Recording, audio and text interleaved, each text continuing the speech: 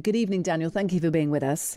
Good evening to you. Many believe that a ceasefire deal between Israel and Hamas is close. Do you think so too? I would describe myself as cautiously pessimistic.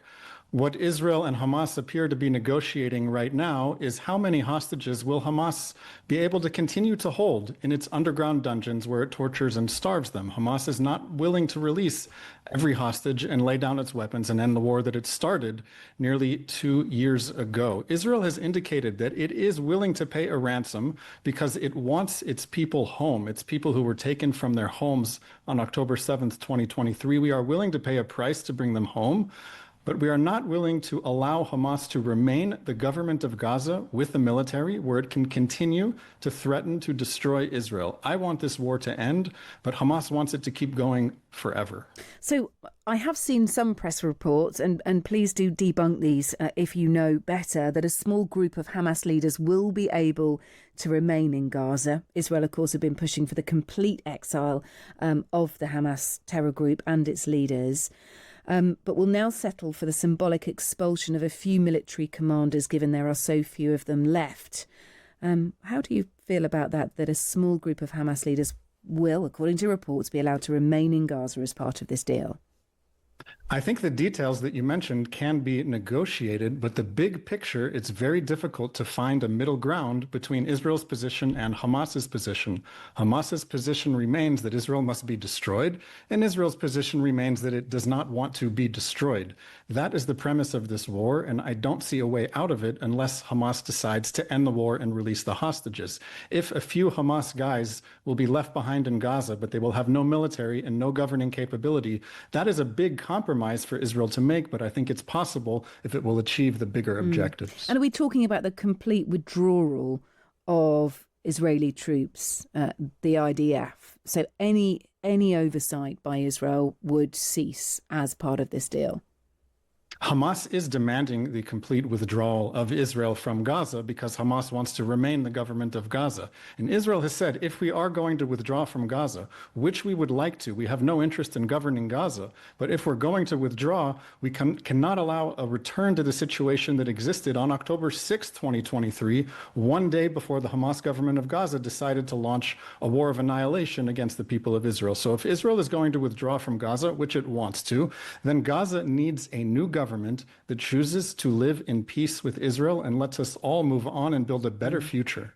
And who should oversee the creation of that new government? There would have to be elections. And I've spoken to Palestinian leaders about this.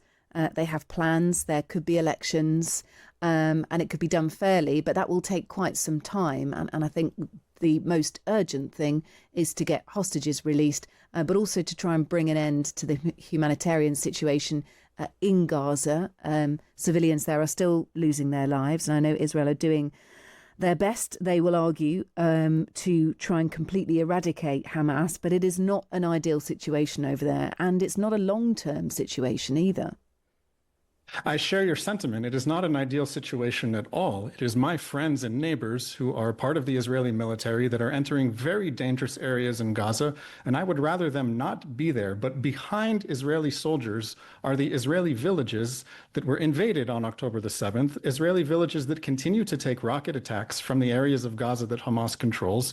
So yes, it is very difficult. I would hope that a new government that can control the Gaza Strip would be decided by the people of Gaza, who will choose a better path than the Hamas government of Gaza did. But in order for the people of Gaza to even have a chance to choose a new way, Hamas is going to have to end this war by giving up power. And we were also talking as part of this deal, and again, these are not confirmed bits of information, but they are being widely reported, that there would be hundreds of Palestinian prisoners released. There is a question mark about how much Israel will withdraw from Gaza. And there also is proposed a dramatic increase in the volume of aid. And I understand that would involve, or would involve once again, other aid agencies. So the Gaza Humanitarian Foundation is currently giving out aid. That is problematic to a certain point. We've been reporting on that.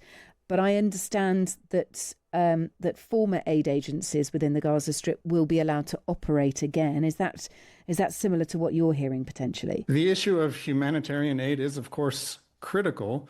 The system that existed in the past was one where Israel allowed massive quantities of food and supplies to enter the Gaza Strip via UN and other agencies. The UN and other agencies rely on local employees, Palestinians in Gaza, to distribute this aid. It is no secret that in territory that Hamas governs, Hamas is going to control the distribution of food and supplies. And if Hamas controls the distribution, it means it is taking a cut from all of the sales. And where does Hamas put the money that it gets from the sale of food and supplies? It's using it to give money to its fighters, to recruit new ones, and to pay the people who are holding the hostages. So the old system is one which saw the war extend and last longer. Now we have a new system in place. The US and Israel have set up a nonprofit foundation that is supplying the people of Gaza with food, but it is not allowing this food to be distributed by the Hamas government. This is a system that, of course, Hamas does not like because it pushes Hamas out of the picture. And I understand quite well that Hamas is demanding that we go back to the old system, which Hamas benefited from. Now, again, this is something that can be negotiated if Hamas is willing to release the hostages. But for Hamas to demand a return to the old system and to demand that it be allowed to keep some hostages and that it be allowed to demand that it remain the government of Gaza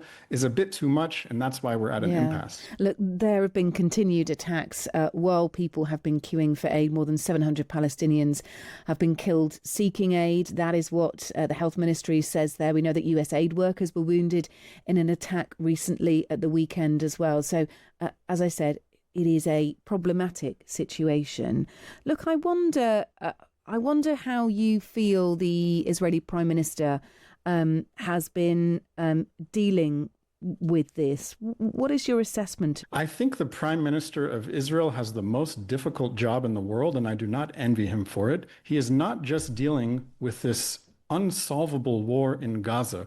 We have been dealing with a 7-front war since October the 7th. One day later, in 2023, the Hezbollah terrorist army opened fire from the north and forced more than 60,000 Israelis out of their homes. And we had a year of Hezbollah rockets, drones, anti-tank missiles, and so on, until the Hezbollah terrorist army was decimated. And it remains to be seen what the future of Hezbollah will be in Lebanon. We've seen the fall of the Assad regime in Syria. Assad was a supporter of the Iranian regime, and Assad hosted Iranian officers on his territory. They are, for the most part, no longer there. The Prime Minister of Israel is also dealing with the Houthi terror pirates in Yemen. This is a militia in Yemen that has shut down international shipping in the Red Sea out of solidarity with the Hamas terrorist army in Gaza. We are dealing also with the Iranian regime and its nuclear program. So we are dealing with a multi-front war.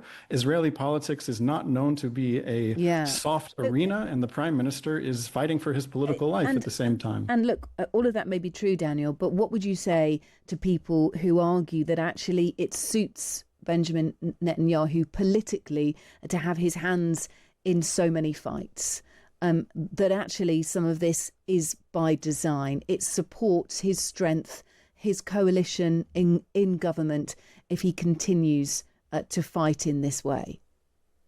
I think the Prime Minister has shown throughout his career that he is extremely averse to war. He is very cautious. He waits until the last possible moment before making a dramatic decision. He did not seek this war. He did not want this war. And I'm sure that he would want to be out of this war and to move on and build a better future and bring more countries into the Abraham Accords, which is one of his landmark accomplishments. Why is he so unpopular among the Israeli public? Why does he have a hard time? There's a number of reasons. First of all, the October 7th massacre happened on his watch.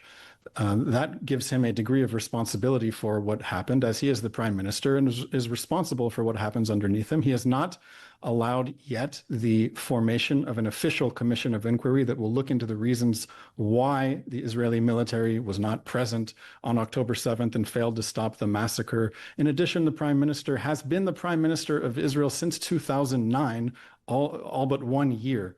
It's normal in a democracy that people get tired of their current leader. In addition, Israel is a parliamentary democracy, and there are members of the prime minister's ruling coalition that are deeply unpopular, that are seen as extreme, or that are seen as avoiding the mandatory draft that we have in Israel at a time when reservists in their 40s are doing extended service. So the prime minister is seen as a fixture of the status quo that many people want to change. Yeah, he is also still facing prosecution over accusations of bribery, for fraud, breach of trust charges, which he denies. But that lingers on in the background.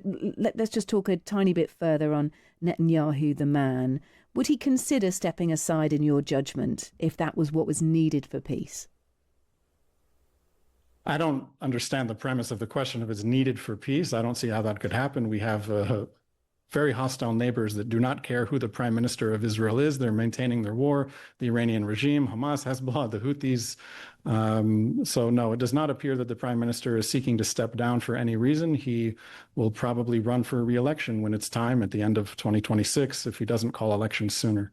And what do you make of the Iranian president who today has claimed that Israel tried to assassinate him during that 12-day war between the two countries? I'm not sure what to make of his specific claims. I didn't watch the latest interview yet, but the Iranian president is presiding over a regime that one of its core tenets is to call for the destruction of Israel and to sponsor the groups that are committed to our destruction and to develop a military nuclear program. This is who the Iranian regime represents. This is their key points. And this is unfortunately why Israel had to engage in a strike of the Iranian regime's nuclear program, because they plan to use this to cement their rule and to build a ring of fire around our borders that they can turn on at a moment's notice.